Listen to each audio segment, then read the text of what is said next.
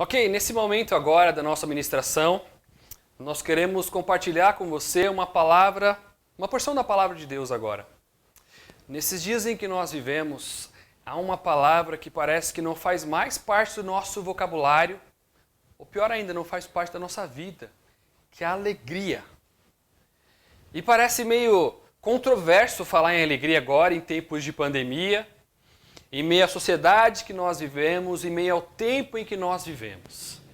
Mas a palavra de Deus ela é atemporal.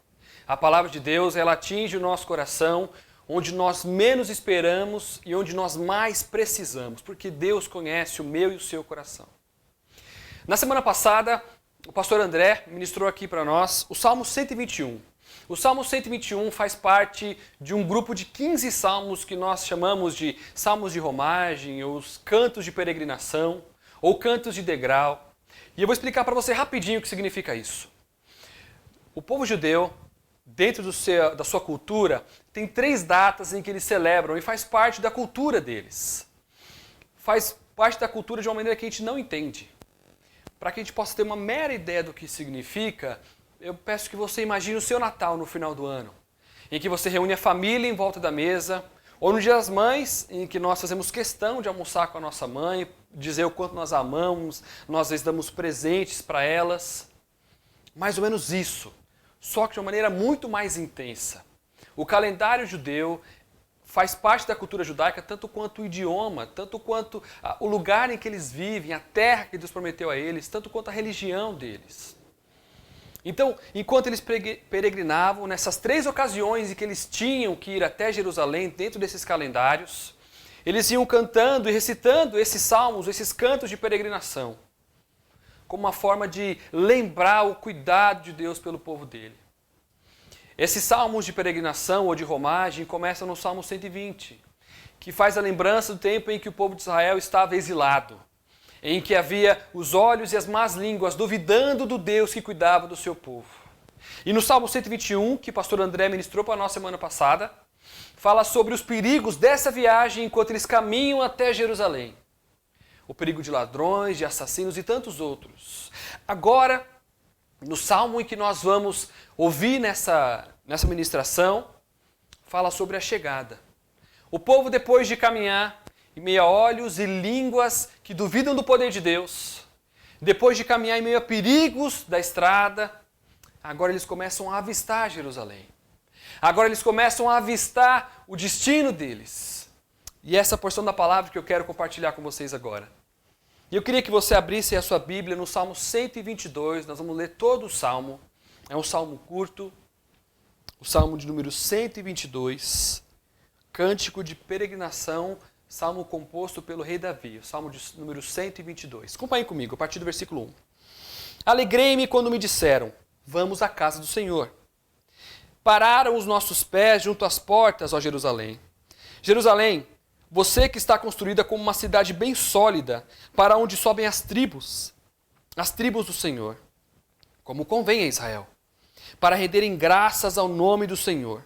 Lá estão os tronos de justiça, os tronos da casa de Davi. Orem pela paz em Jerusalém. Que sejam prósperos aqueles que a amam. Reine paz em seu meio e prosperidade em seus palácios. Por amor dos meus irmãos e amigos, eu peço, haja paz em você. Por amor da casa do Senhor nosso Deus, buscarei o seu bem. Aqui nesse salmo de romagem, o rei Davi começa o salmo com uma palavra, como eu disse, que não faz muito parte do nosso vocabulário mais, da minha e da sua vida. Difícil imaginar uma sociedade alegre em meio a uma sociedade que vive em busca de tantas outras coisas, menos alegria. E uma sociedade que às vezes até confunde alegria com satisfação. A satisfação pode ser comprada, dura pouquíssimo. É muito efêmera. Não dura nada e só engana o homem. Não tem nada a ver com a alegria, com a felicidade proposta aqui pelo salmista. Essa palavra, esse verbo que Davi conjuga aqui, alegrei-me, não é só aquele sentimento de felicidade que tem no nosso coração quando a gente vê uma criança sorrindo.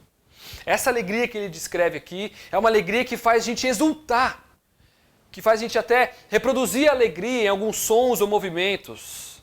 Um exemplo disso seria você comemorando o gol do seu time. E você fica tão feliz que você levanta do sofá e pula, e levanta os braços. É mais ou menos, só que muito mais intenso isso que Davi está escrevendo aqui. Essa alegria. Quando Davi diz que alegrei-me quando me disseram, ele diz que ele comemorou mesmo, ele falou alto, ele gritou, ele comemorou como se fosse um gol. E algo interessante, essa conjugação aqui que Davi usa com o verbo, pode trazer dois sentidos para nós. Primeiro, um sentido de alegria com a notícia. Alegrei-me quando me disseram, vamos à casa do Senhor. O salmista aqui se alegra quando alguém lembrou ele. Davi, sabe aquelas 3 datas em que nós temos para subir até Jerusalém? E lá nós chegamos ao templo de Deus, ou na tenda, ou no tabernáculo de Deus, diante da sua presença. Chegou esse momento, Davi. E o coração dele se alegrou muito com a notícia, a ponto de ele exultar. Uma alegria com a notícia em si. Mas um outro sentido que também serve aqui, é uma alegria com aquele que traz a notícia. Talvez você esteja lendo uma versão da sua Bíblia em que diz, alegrei-me com os que me disseram, vamos à casa do Senhor. Aqui o salmista descreve uma alegria com a notícia, e uma alegria também com aqueles que trazem a notícia. Poder chegar-se à presença de Deus era motivo de grande alegria para Davi. E saber que ele tinha companhia para isso, que ele podia contar com seus irmãos para isso, também era motivo de alegria no coração dele.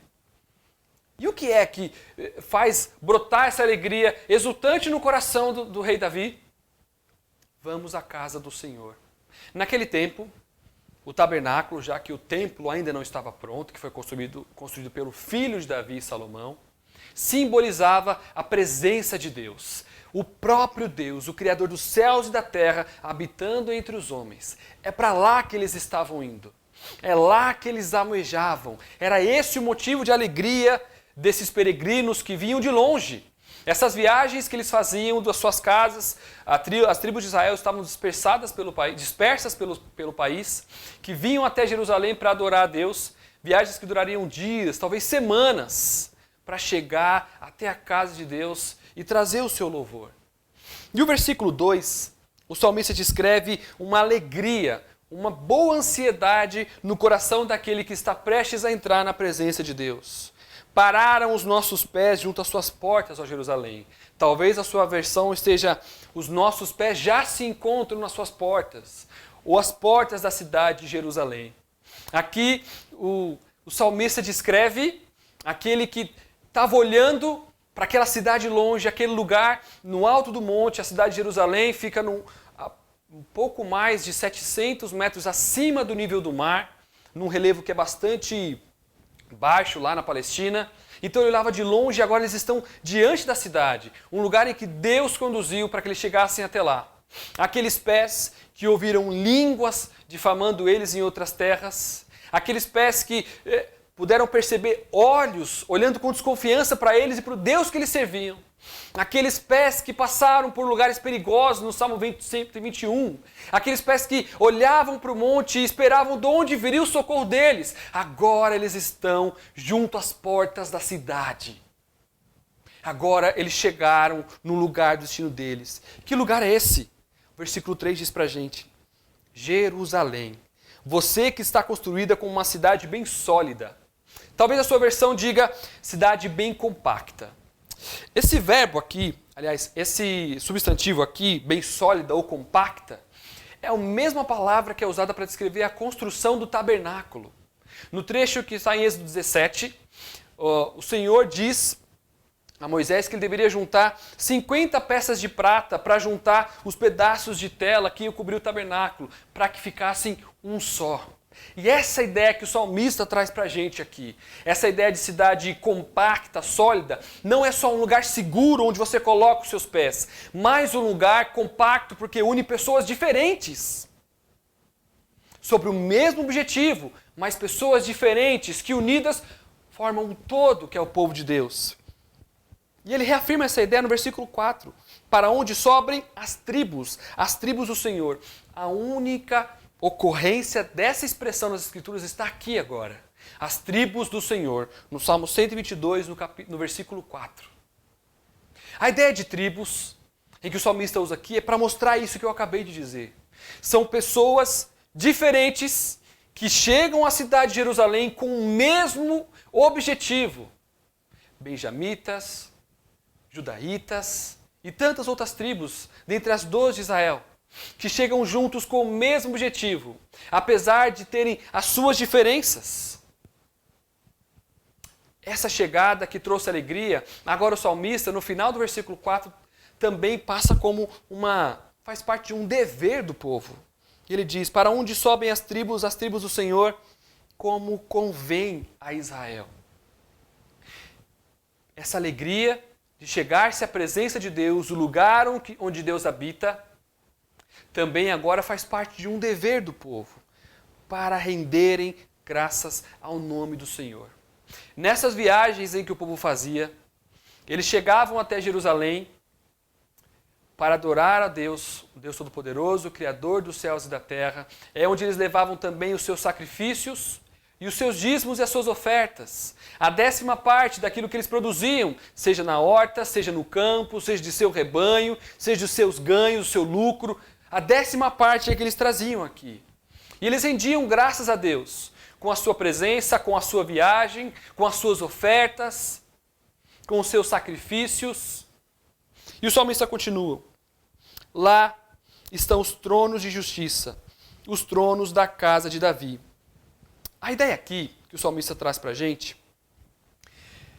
é que o rei tinha a função também de um legislador diante do povo. Quando o israelita necessitava que se fizesse justiça em favor dele, ele corria até Jerusalém e fazia sua apelação diante do rei. Mas aqui ele usa 2 expressões, trono de justiça e trono da casa de Davi. Se por um lado o rei, que era um legislador oficial, de maneira legal e oficial diante do povo, também eles podiam contar com a justiça divina, porque lá era a habitação de Deus. A justiça que não falha. Um lugar onde o povo de Israel encontrava alegria, onde o povo de Israel encontrava outros com o mesmo propósito, apesar de diferenças. Um lugar em que o povo de Israel se reunia para louvar a Deus. Também um lugar que eles procuravam quando eles estavam em busca de justiça em suas causas. É lá que eles levavam as suas apelações. É lá que eles buscavam. E Davi está descrevendo quantas coisas o povo de Deus encontrava na presença de Deus simbolizada no tabernáculo aqui. Toda essa caminhada que nós vemos no Salmo 120 e 121 vale a pena. Olha quanta coisa eles encontram aqui na presença de Deus. Agora, a partir do versículo 6, o salmista, o rei Davi, muda um pouco o sentido do salmo. Muda um pouco agora o sentido da conversa aqui. Olha o que ele diz. Orem pela paz de Jerusalém. Que sejam prósperos aqueles que a amam. Interessante que esse versículo, o comecinho, essa primeira expressão do versículo 6, orem pela paz em Jerusalém. O autor usa uma série de palavras que tem a pronúncia muito parecida. A própria palavra de Jerusalém, se você dividir ela, vai significar paz e prosperidade. E aqui ele diz, orem pela paz em Jerusalém, que sejam prósperos aqueles que a amam. O lugar onde Deus habita é sinônimo de paz e de prosperidade. E aqui Davi faz um apelo, ore por isso. Para que o lugar onde Deus habita seja sempre a habitação de Deus. Para que seja o único lugar onde o povo de Deus encontre paz e prosperidade.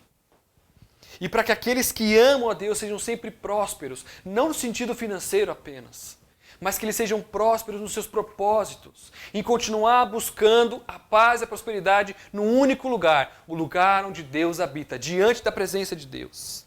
E ele continue. Reine paz em seu meio e prosperidade em seus palácios. Agora, o profeta, o salmista, o rei Davi, que no versículo 3 descreveu uma cidade sólida, em que era um lugar onde podia abrigar pessoas diferentes e um lugar seguro, também agora diz que dentro da cidade, não só debaixo ou dentro dos muros, mas agora no meio do palácio, o povo pode encontrar paz e prosperidade.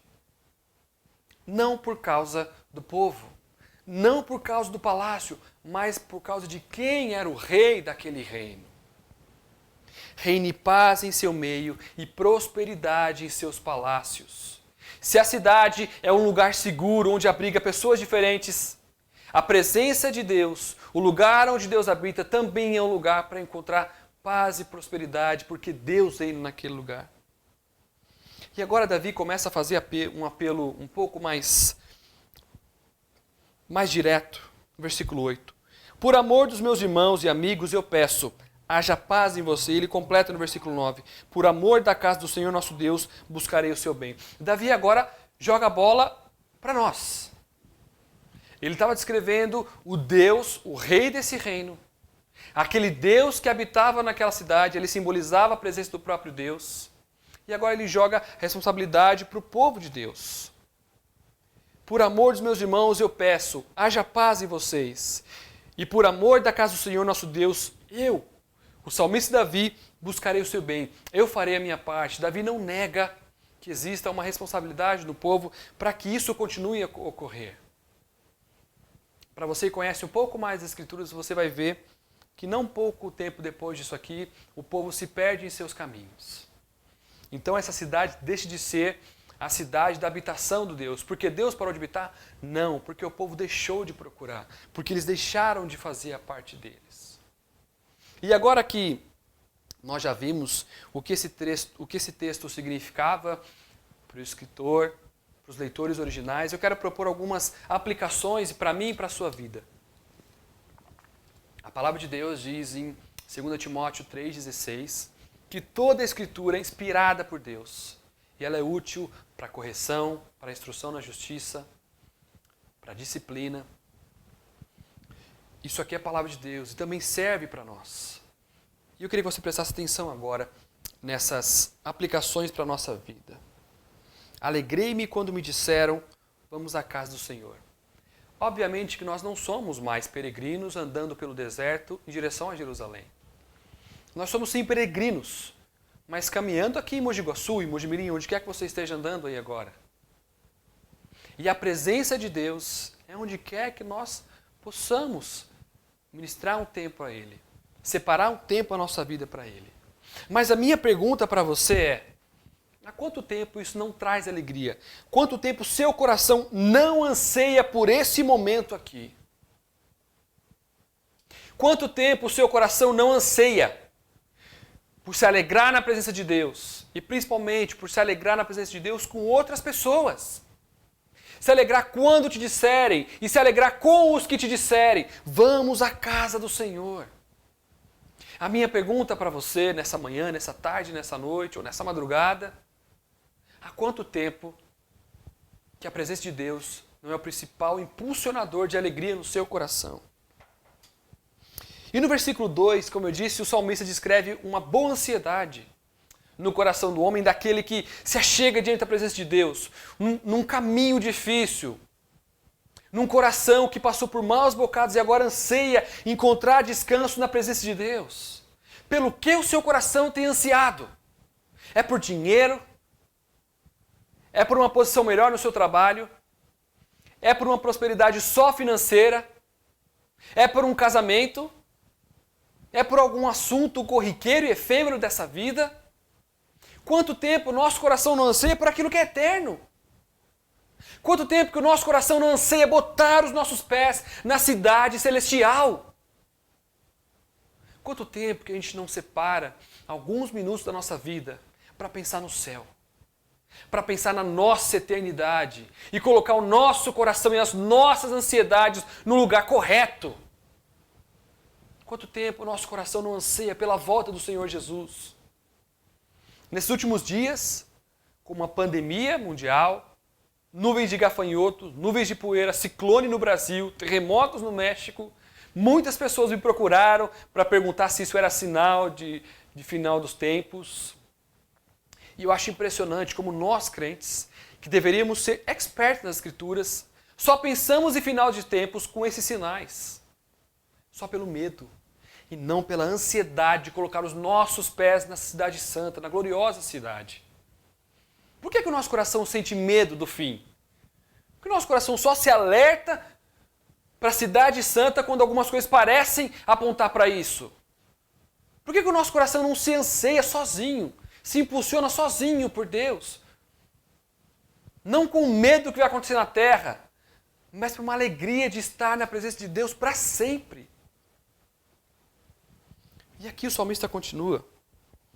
Essa cidade que é sólida, que tem capacidade de agrupar e de acolher pessoas de diferentes lugares para onde sobem as tribos do Senhor. E aqui eu preciso te dizer, para caminhar, até que você coloque os seus pés na cidade santa, você vai caminhar com o pecador do seu lado. Gente que vai te decepcionar. Gente que vai às vezes te levar às lágrimas. Gente que vai pecar. Que você vai ver falhar. Mas a ideia de diferenças aqui, que eu quero propor para nós, baseado nesse texto, é que nós paramos de ser tão complacentes com o nosso pecado e tão ajuizados, tão juízes com os pecados dos outros. Precisamos ser mais misericordiosos. Meu querido amigo, meu querido irmão, minha querida irmã, você não vai suportar essa caminhada até a Cidade Santa se você não aprender a suportar pessoas diferentes de você. A unidade do povo de Deus nunca significou pensando a mesma coisa, vivendo do mesmo jeito, usando as mesmas roupas, falando a mesma língua.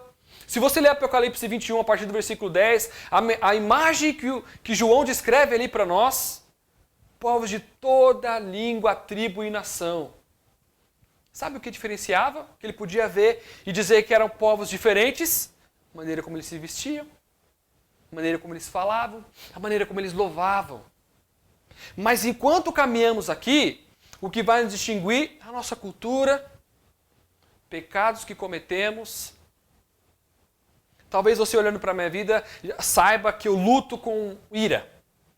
Talvez você tenha até me visto um pouco iracundo às vezes. E isso te faz regalar os olhos e ver como o Wallace é pecador. Como é que pode um pastor pecar tanto? E eu queria falar para você, meu irmão, é que a gente precisa olhar assim mesmo para nós também. Aprender que essa caminhada aqui na terra, até chegarmos na Cidade Santa, vai sim fazer parte de decepção com pessoas. Pessoas vão pecar do nosso lado. Como é que está o nosso coração em relação a isso? Dispostos a acolhê-los? Confrontá-los quando for preciso, mas acolhê-los em amor quando for necessário? E olha que interessante. Lembra que eu falei que essa alegria de chegar na cidade agora, o salmista descreve como um dever. Como convém a Israel para renderem graças ao nome do Senhor. E eu falei aqui que parte desse renderem graças era prestar sacrifícios e apresentar os seus dízimos e as suas ofertas, a 10ª parte daquilo que eles ganhavam nas suas vidas. E eu preciso fazer um parêntese agora e te lembrar do que está escrito lá em Mateus 5, 23 e 24.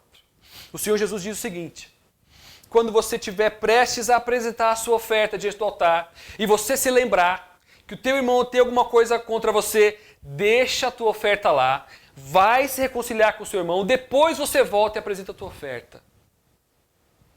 Vocês perceberam a dificuldade disso? Lembra que eu falei que talvez eles tinham que andar dias ou até semanas? Você chega a apresentar a sua oferta. E você lembra, não que você errou alguma coisa, mas que o seu irmão tem uma coisa contra você. Deixa lá, volta mais dias, mais semanas, se reconcilia. Depois volta aqui, mais dias e mais semanas e apresenta a sua oferta. Meu amigo, minha amiga, meu irmão, minha irmã, você não vai conseguir caminhar nessa caminhada com o Senhor Jesus, rumo à cidade celestial, se você não for muito bom, muito rápido em perdoar. Nós precisamos ser os primeiros. É simplesmente impossível caminhar na nossa vida cristã sem sermos bons perdoadores. Primeiro, como reflexo do perdão que recebemos de Deus.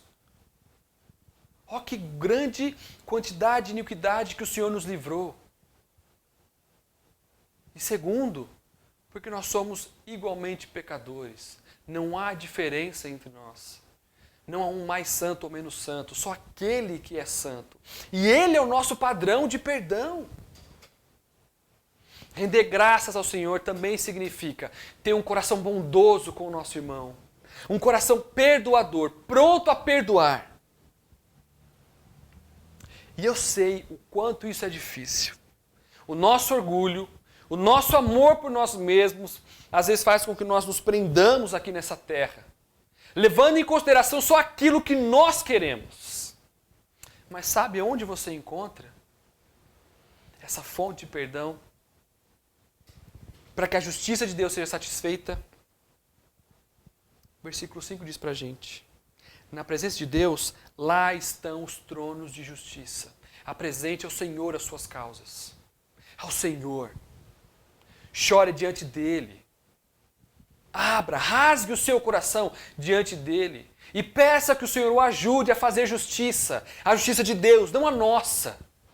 A justiça daquele que é perfeito. E às vezes, meu irmão, ou muitas vezes, diria eu, fazer justiça de Deus vai significar abrir mão, perder, esquecer completamente, sair como perdedor, levar desaforo para casa, engolir sapo, tudo isso que você já sabe. Chegue ao trono de justiça, clamando ao Senhor que te dê forças. O que você precisa, o Senhor Jesus tem para te dar. Misericórdia, perdão, amor pelo seu irmão.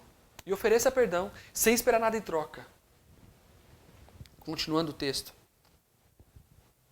O salmista diz: orem pela paz de Jerusalém, que sejam prósperos aqueles que a amam. Reine paz em seu meio e prosperidade em seus palácios. Aqui o salmista descreve um pedido para que o povo de Israel ore para que a paz do Senhor continue a reinar no lugar que significa paz e prosperidade. Que sejam prósperos aqueles que amam a cidade de Jerusalém ou a própria habitação de Deus. Meu querido, minha querida, a paz de Deus e a prosperidade da vida cristã está na presença de Deus. Eu não me canso de repetir. Leia a Bíblia e faça oração se quiser crescer. E quem não ora e não lê a Bíblia vai diminuir. Não tem segredo a vida cristã. Não tem segredo. Não existe 15 passos para aquecer. Não existe 7 passos para vencer a ansiedade. Existem 2. Leia a Bíblia e faça oração. Comece com um versículo todo dia. Ore 5 minutos. Ore nas suas refeições. Ore antes de dormir, mas ore, fale com o Senhor. A paz e prosperidade. A paz para a nossa vida. E a prosperidade na vida cristã dependem de uma vida de devoção diante de Deus. E que ela reine em nosso meio. Que seja ela reinar em nosso meio. Essa justiça que nós chegamos a clamar por Deus, que seja ela reinar em nosso meio. Que a nossa boca seja fonte de bênção para os outros. Que seja cheia da palavra de Deus. Que as pessoas possam ver nos nossos olhos, nas nossas atitudes, nas nossas palavras, esse reino de paz, de justiça, de prosperidade. Como pessoas que amam a vinda do Senhor. Como pessoas que anseiam por essa vinda e cada dia mais e mais vivem como se ela fosse acontecer no próximo minuto. E para terminar, o salmista diz: por amor dos meus irmãos e amigos eu peço, haja paz em você. Por amor da casa do Senhor, do nosso Deus, buscarei o seu bem. E a minha última palavra para você, isso vai depender de você e de mim. Como eu sempre digo aqui na igreja, quem dá o primeiro passo? O mais maduro. E geralmente ser mais maduro é aquele que entende que já ganhou tudo que precisa em Cristo, que não tem problema em perder nada aqui na terra. Para que esse reino flua e para que esse reino alcance cada vez mais súditos para o Senhor Jesus, depende de você, haja paz em você, que o seu coração seja fonte de paz, que você seja um pacificador.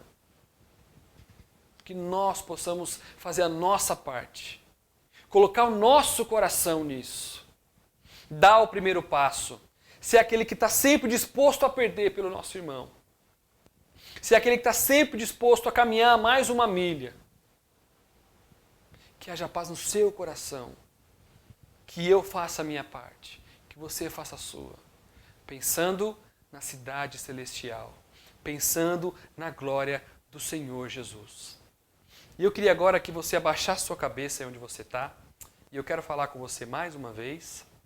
Senhor, Tudo que eu falei aqui não faz sentido nenhum se não for por Jesus. Tudo que eu falei aqui é impossível se não for pelo amor do Senhor Jesus derramado naquela cruz, Deus. Deus, eu quero pedir por esses queridos que estão me ouvindo em casa agora, que eles entendam, Deus, que nada disso vai acontecer enquanto eles não se renderem completamente aos pés do Senhor Jesus. Se os nossos melhores atos, se as nossas melhores atitudes, os nossos melhores pensamentos não nos levarem aos pés da cruz, de nada eles valem. Senhor Jesus, a minha oração agora, Deus, é para essas pessoas que estão me assistindo em casa agora.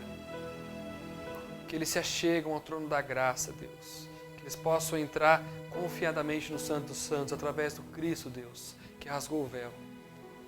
Pelo sangue que verteu na cruz, Deus. É possível, Deus, vencer essa caminhada, Deus. É possível, Deus, sonhar com a Nova Jerusalém. É possível, Deus, sonhar com um futuro que vai além dessa terra aqui, Deus. É possível, Deus, não ficar preso a essa realidade.